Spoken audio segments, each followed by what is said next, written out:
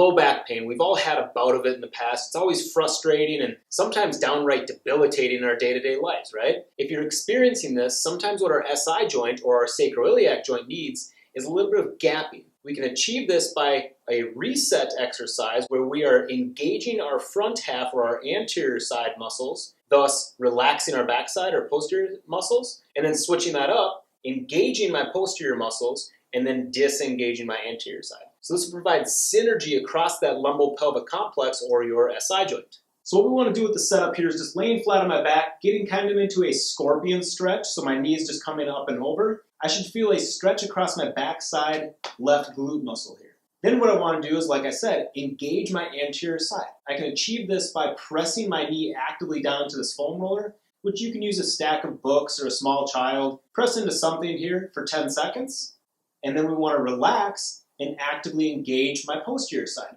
So to do this, we can push my left shoulder blade down into the ground for 10 seconds. Don't worry about what this anterior side is doing. I'm actively engaging my posterior chain here. After 10 seconds of each of these, what do? Rinse and repeat. Go through literally hundreds of this reset.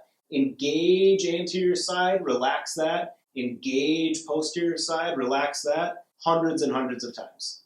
To progress this a little bit further, we can go through more dynamic ranges as we're engaging our anterior posterior side. So for my anterior side, I can still press my knee down through here and maybe go through knee extension and flexion, or still sticking with that lower half, I can use my opposite leg, my right leg here, and go up through internal rotation with those toes, or external rotation, internal rotation, external rotation. With the upper half, if I'm engaging my posterior chain, pressing my left shoulder down into the ground, either with a weight or weightless, I can go through a big windmill here to further engage that posterior chain and drive that shoulder blade down into the ground, but also go through a more long end or long chain dynamic range of motion.